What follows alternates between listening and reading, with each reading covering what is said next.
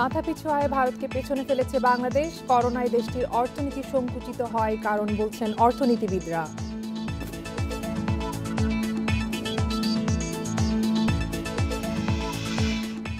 Saudi সরকার quarantine বাধ্যতামূলক করায় ভোগান্তিতে বাংলাদেশি শ্রমিকরা। হোটেল বুকিংয়ে গুনতে হচ্ছে বাড়তি টাকা।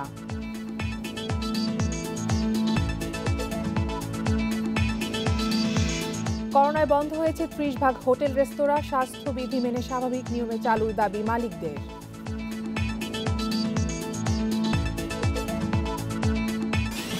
অর্থনীতি সারাদিনে আপনাদের সঙ্গে আছেন কপ্তিয়া মুমতাহানা। শুনছিলেন শিরোনাম, এবারে জানাবো বিস্তারিত। পার ক্যাপিটা ইনকাম বা মাথাপিছু আয় চলতি অর্থ বছর ভারতকে পেছনে ফেলেছে বাংলাদেশ। 2020-21 সালে 9% বেড়ে বাংলাদেশের গড় মাথাপিছু আয় দাঁড়িয়েছে $2,227। এ সময় ভারতের গড় মাথাপিছু আয় $1,947.42। করোনা মহামারীর কারণে ভারতের অর্থনীতি সংকুচিত হওয়ায় এর কারণ বলছেন অর্থনীতিবিদরা। আন্তর্জাতিক মনিটারি ফান্ডের ওয়ার্ল্ড ইকোনমিক আউটলুক গত অক্টোবরেই পূর্বাভাস দিয়েছিল মাথাপিছু জিডিপিতে বাংলাদেশ ভারতের থেকে এগিয়ে যাচ্ছে। কোভিডের কারণেই ভারতের অর্থনৈতিক দুরবস্থা বলে ধারণা বিশ্লেষকদের। বাংলাদেশে কোভিডের প্রকোপ থাকলেও প্রণোদনা সহ সরকারের নেওয়া নানা পদক্ষেপের কারণে স্বস্তিতে আছে অর্থনীতি, যার প্রতিফলন উঠে এসেছে সবশেষ মাথাপিছু আয়ের তথ্যেও। গেল সপ্তাহে মন্ত্রিপরিষদের ভার্চুয়াল বৈঠকে পরিকল্পনা মন্ত্রী এম এ মান্নান জানান, চলতি অর্থ বছরে দেশের মাথাপিছু আয় $2,227 দাঁড়িয়েছে। আগের অর্থ বছরে মাথাপিছু আয় ছিল $2,064। প্রবৃদ্ধির হার 9%। গত বছরের প্রবৃদ্ধি 5.5 আপনি মেনে নেন, যেটা আমরা বলেছি, তাও তো আমাকে বড়। আর এই বছর তো আমরা টার্গেট ধরেছি কত 8 বোধহয় আবার ধরেছি। সুতরাং সেভাবে আমাকে অক্সিজেন সাপ্লাই দিতে হবে।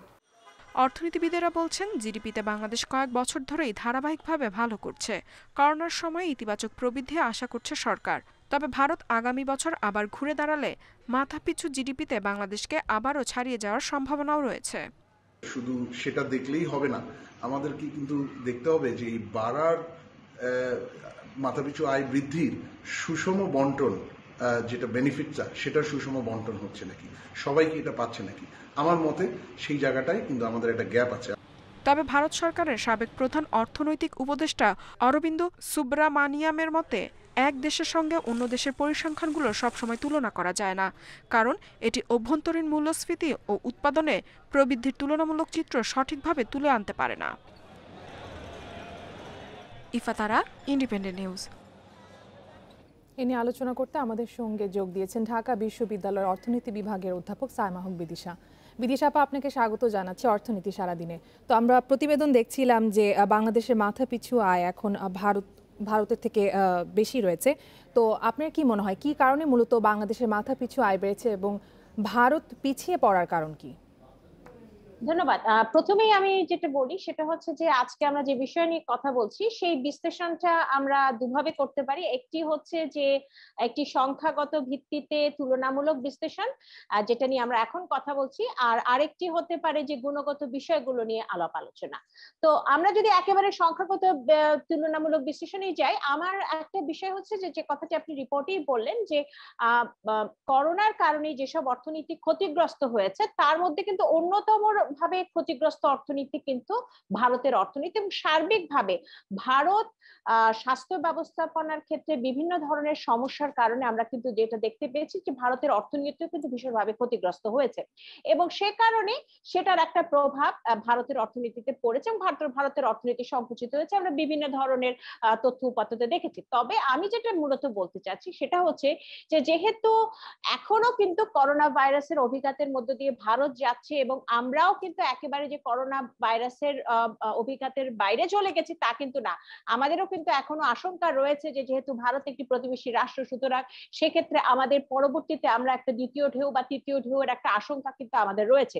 সুতরাং সার্বিকভাবে শেষ কথা বলার সময় হয়নি, যেহেতু আমরা সবাই করোনা ভাইরাসের কারণে একটা ক্ষতিগ্রস্ত অবস্থার মধ্যে দিয়ে যাচ্ছি, সেই কারণে আমার মনে হয় আরেকটু চিন্তা করবার বিষয় রয়েছে, এবং পরিসংখ্যানগত ক্ষেত্রে বিভিন্ন দেশে কিন্তু তথ্য উপাত্তের বিশ্লেষণের ক্ষেত্রে আমাদের কিন্তু একটু বিশেষভাবে সতর্কতা অবলম্বন করা উচিত। তবে আমি জানতে চাবো এই পর্যায়ে জানতে চাচ্ছি যে হারে বা গতিতে আমাদের মাথা পিছু আয় বাড়ছে, এই হার 2041 সালে উন্নত দেশে পরিণত হওয়ার জন্য যথেষ্ট কিনা? আচ্ছা, আমি তার আগে যে মূলত যে বিষয়টি বলতে চাচ্ছিলাম সেটা হচ্ছে যে আমাদের আসলে করোনা ভাইরাসের এই অবস্থায় আমাদের আসলে যে বিষয়টি চিন্তা করা উচিত সেটা হচ্ছে প্রবৃদ্ধির সংখ্যাগত বিশ্লেষণে যে বা তুলনামূলকভাবে বিশ্লেষণে না যে আমাদের আসলে জানার দরকার রয়েছে। প্রশ্নটা হচ্ছে যে সার্বিকভাবে আসলে মানুষ এই যে প্রবৃদ্ধি এবং প্রবৃদ্ধির ফলে মাথাপিছু আয়ের যে বৃদ্ধি সেটার থেকে মানুষ কি সুফল পাচ্ছে, সেটাই হচ্ছে আসলে মূলত দেখবার বিষয়।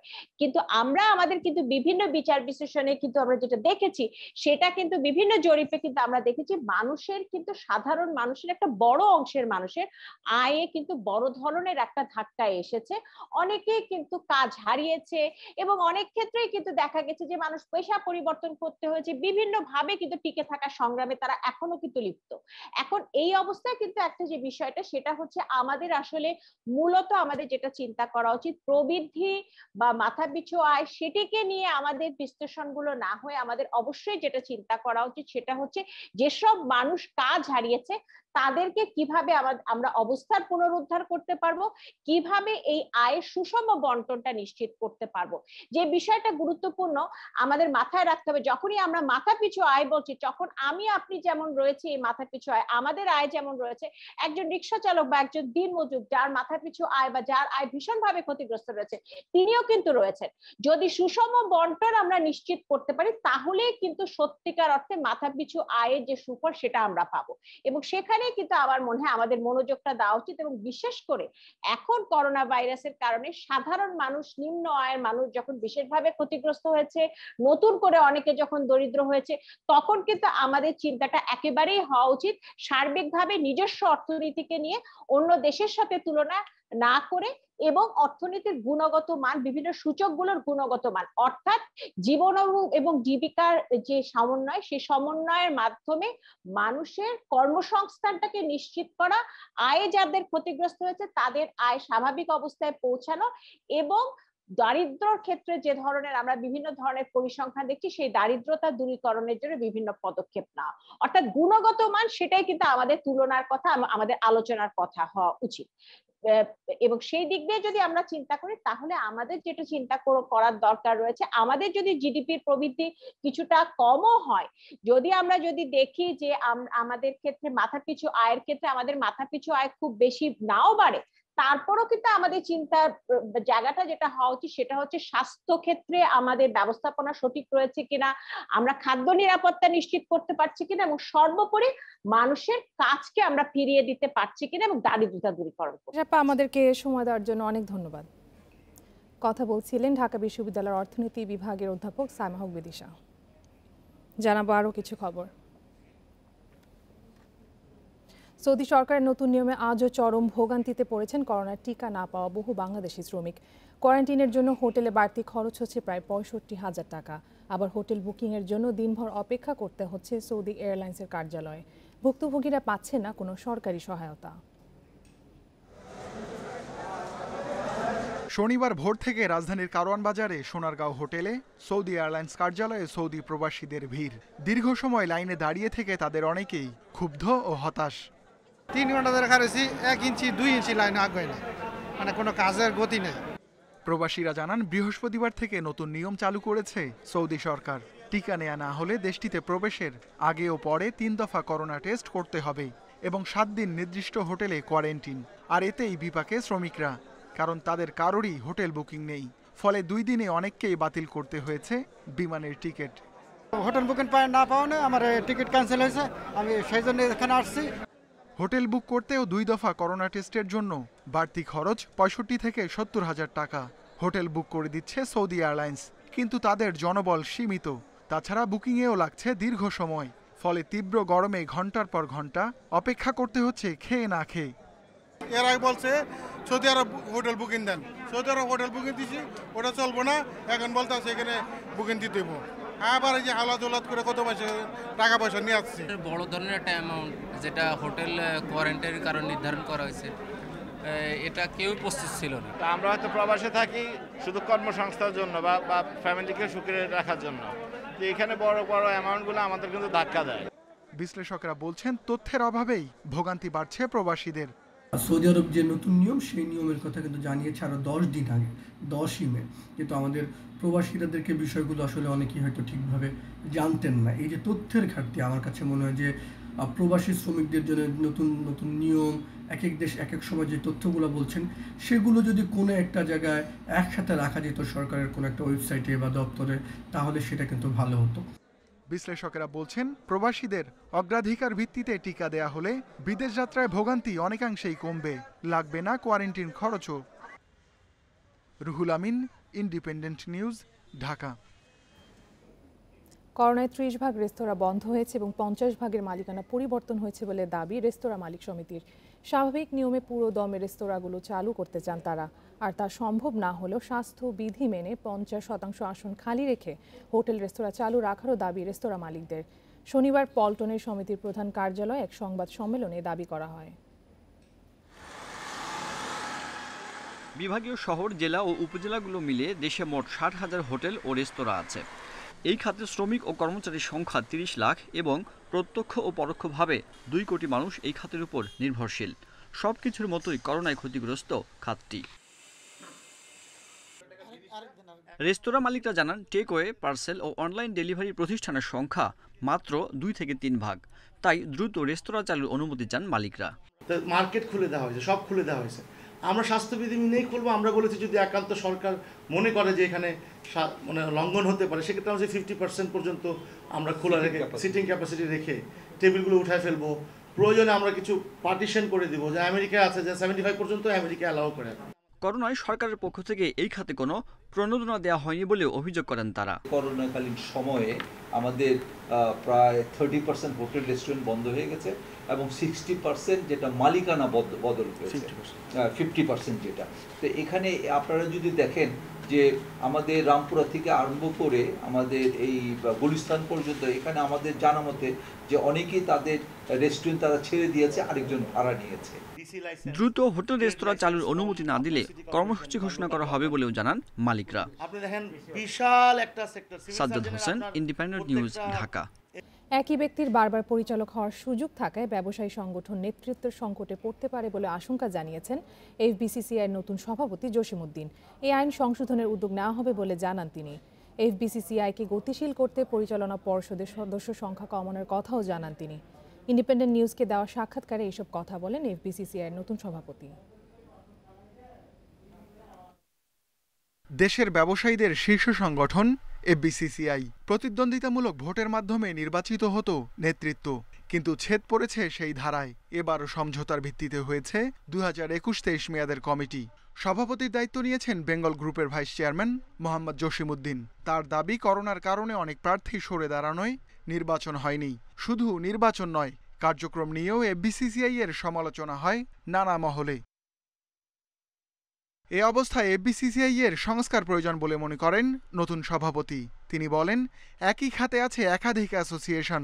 এফবিসিসিআই এ তাদের প্রতিনিধিত্ব রাখতে গিয়ে বড় হয় পরিচালনা পর্ষদ। সদস্য কমাতে খাতগুলোকে পুনর্বিন্যাস করা হবে। 80 জনের এখন বোর্ড, 80 জনের বোর্ড দিয়ে তো আসলে ডিফিকাল্ট। এই 80 জন থেকে এটাকে কমিয়ে এনে সারা বাংলাদেশের সেক্টরগুলি থেকে রিপ্রেজেন্টেশনটা আসে। এখন দেখা যায় টেক্সটাইলে প্রায় 10-12টা অ্যাসোসিয়েশন। এই সেক্টর থেকে যদি একজন আসতে পারতো, ওরা নিজেরাই যদি নির্বাচন করে একজনকে এফবিসিআইতে পাঠাতে পারত। বাণিজ্য সংগঠন অধ্যাদেশ সংশোধন করে এক ব্যক্তিকে বারবার কোনো সংগঠনে পরিচালক পদে থাকার সুযোগ দেয়া হয়েছে। এফবিসিসিআই এর নতুন সভাপতি মনে করেন এর ফলে নতুন নেতৃত্ব তৈরি হচ্ছে না। এই নিয়ম অব্যাহত থাকলে এফবিসিসিআই অ্যাসোসিয়েশন ও চেম্বারের পকেটে চলে যাবে বলে মনে করেন তিনি। 3 টার্মের উপরে কোনো পরিচালক থাকতে পারতেন না। গত বছরের আগের টার্মে এই প্রভিশনটা উঠে দেওয়া হয়েছে, এখন আনলিমিটেড করা হয়েছে এবং নট অনলি এফবিসিআই, সারা বাংলাদেশের জন্য একই করা হয়েছে। আমি মনে করি যে 3 টার্মসের উপর আসলেই থাকা উচিত না, কারণ নতুন নেতৃত্ব নাইলে নতুন নেতৃত্বের সৃষ্টি হবে না। ব্যবসা বান্ধব পরিবেশ তৈরিতে বাজেট সহ সকল নীতি নির্ধারণে ব্যবসায়ীদের অংশগ্রহণ বাড়াতে চান এফবিসিসিআই এর নতুন এই সভাপতি। Ruhul Amin, independent news, Dhaka. এবারে সপ্তাহের শেয়ার বাজারের খবর। লকডাউনের বিধি নিষেধের মধ্যে চাঙ্গা হয়ে উঠেছে দেশের 2 স্টক এক্সচেঞ্জ। বেড়েছে মূল্যসূচক লেনদেন ও বাজার মূলধন। সপ্তাহের ব্যবধানে ঢাকা স্টক এক্সচেঞ্জে লেনদেন বেড়েছে 100%-এর বেশি। পাশাপাশি বাজার মূলধনও 2000 কোটি টাকার উপরে বেড়েছে। এতে সব মিলিয়ে 1.5 মাসে ডিএসই এর বাজার মূলধন ছাড়িয়েছে 33,000 কোটি টাকা। করোনা সংক্রমণ বেড়ে যাওয়ায় এপ্রিলের 14 তারিখ থেকে সারা দেশে লকডাউন জারি করে সরকার। এরই মধ্যে সীমিত পরিসরে লেনদেন চলে শেয়ার বাজারে। লেনদেনের সময় সীমিত হলেও এ সময় বেশ জমজমাট ছিল বাজার পরিস্থিতি। সব মিলিয়ে লকডাউনের 6 সপ্তাহে বাজার মূলধন বেড়েছে 33,000 কোটি টাকার ওপরে। শুধুমাত্র বিদায়ী সপ্তাহে বাজার মূলধন বেড়েছে 2,352 কোটি টাকা। সপ্তাহ জুড়ে ডিএসইর প্রধান মূল্যসূচক ডিএসই এক্স বেড়েছে 62.57 পয়েন্ট বা 1.09%। এর আগের সপ্তাহে মাত্র 3 কার্যদিবস লেনদেন হয়েছিল। সমাপ্ত সপ্তাহে ডিএসইতে 8,424 কোটি 46,23,000 টাকার শেয়ার লেনদেন হয়েছে। তার আগের সপ্তাহে লেনদেন ছিল 4,208 কোটি 95,88,000 টাকার, অর্থাৎ সপ্তাহের ব্যবধানে ডিএসইতে 4,208 কোটি বা 100%-এর উপর লেনদেন বেড়েছে। ডিএসইতে গত সপ্তাহে 375টি কোম্পানির শেয়ার ও মিউচুয়াল ফান্ডের ইউনিট বেচাকেনা হয়। এর মধ্যে দাম বেড়েছে 169টির, কমেছে 149টির এবং দাম অপরিবর্তিত আছে 53টির। অন্যদিকে চট্টগ্রাম স্টক এক্সচেঞ্জে গেল সপ্তাহে লেনদেন হয়েছে 473 কোটি 86 লাখ টাকা। সার্বিক সূচক বেড়েছে 179 পয়েন্টের বেশি। ইফাতারা, ইন্ডিপেন্ডেন্ট নিউজ। 24 মে থেকে লঞ্চ চলাচলের অনুমতি সহ সরকারের কাছে 6 দফা দাবি জানিয়েছে নৌ পরিবহন মালিকরা। সকালে রাজধানী সদরঘাট লঞ্চ টার্মিনালে সংবাদ সম্মেলনে শ্রমিকদের বেতন ভাতা মেটাতে প্রণোদনার দাবি জানিয়ে কর্মসূচি দেওয়ার হুঁশিয়ারি দিয়েছে সংগঠনটি। এদিকে সরকারি নির্দেশনা পাওয়ার আগ পর্যন্ত লঞ্চ চালুর সম্ভাবনা নেই বলে জানিয়েছে বিআইডব্লিউটিএ।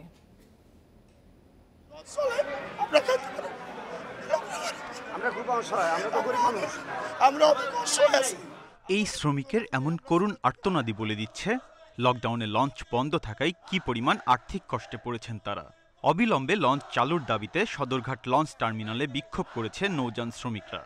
লঞ্চ ছেড়ে দেখ, মালিকরা বাসুক, শ্রমিক বাসুক, বাংলাদেশের জনগণ বাসুক। আমরা 400 যাত্রী, আমরা 200 যাত্রী নেব। আপনার সরকার যেভাবে কয় আমরা আমার লঞ্চটা ছাড়া ব্যবস্থা করেন। এদিকে স্বাস্থ্যবিধি মেনে লঞ্চ চলাচলের অনুমতি সহ 6 দফা দাবিতে সংবাদ সম্মেলন করেছে লঞ্চ মালিকদের সংগঠন বাংলাদেশ অভ্যন্তরীণ নৌ চলাচল সংস্থা।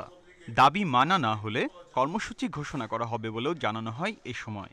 আগামী 24/5/2021 তারিখে হতে সারা দেশে স্বাস্থ্যবিধি মেনে পূর্বের ন্যায় লঞ্চ চলাচলের অনুমতি দেওয়া হোক। পরবর্তী কর্মসূচি থাকবে এটা না নিশ্চয়ই আছে, যারা সংশ্লিষ্ট আছে তাদের সাথে আমরা আলাপ আলোচনার মাধ্যমে একটা ব্যবস্থায় যাওয়ার চিন্তা ভাবনা আছে আমাদের। বিআইডব্লিউটিএ বলছে লঞ্চ চলাচলের অনুমতির বিষয়টি রাষ্ট্রীয় সিদ্ধান্ত, তবে শ্রমিকদের বেতন ভাতা নিশ্চিতে কাজ করছে সরকার। শ্রমিকদের বেতন দেয়া সেটাও 2 মাস লকডাউনের জন্য সরকার বেতনটা দেওয়ার জন্য পুরোপুরি প্রস্তুত, কিন্তু মালিকরা এগিয়ে আসছেন না। যারা এই কোভিড সংক্রমণ নিয়ে ভাবছেন তারা যদি ভালো মনে করেন যে হ্যাঁ এখন লঞ্চ চলাচল করার সময় এসছে, অবশ্যই তারা ভেবে চিন্তে সেটা দেবেন এবং তাদের যে দাবি দেওয়া আমরা সরকারের কাছে পৌঁছে দিচ্ছি। এটা তো নৌ পরিবহন মন্ত্রণালয়ের একার সিদ্ধান্ত নয় বা বিআইডব্লিউটি এর সিদ্ধান্ত নয়, এটা সরকার একটা পরিপূর্ণভাবে সবকিছু চিন্তা করে কাজটা করছে। করোনা সংক্রমণ কমাতে গত 14 এপ্রিল থেকে চলছে কঠোর lockdown. Biprajit Chanda, independent news, Dhaka. শেষ করব অর্থনীতি সারাদিন, শিরোনামগুলো জানিয়ে দেব আরও একবার। মাথাপিছু আয় ভারতকে পেছনে ফেলেছে বাংলাদেশ, করোনায় দেশটির অর্থনীতি সংকুচিত হওয়ার কারণ বলছেন অর্থনীতিবিদরা।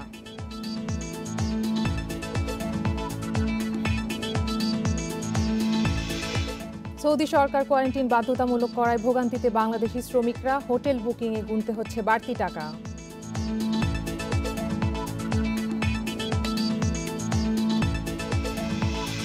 করোনায় বন্ধ হয়েছে 30 ভাগ হোটেল রেস্তোরাঁ, স্বাস্থ্যবিধি মেনে স্বাভাবিক নিয়মে চালুর দাবি মালিকদের।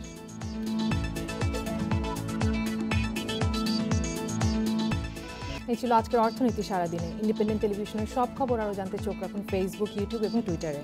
আমন্ত্রণ আমাদের পরের আয়োজনে।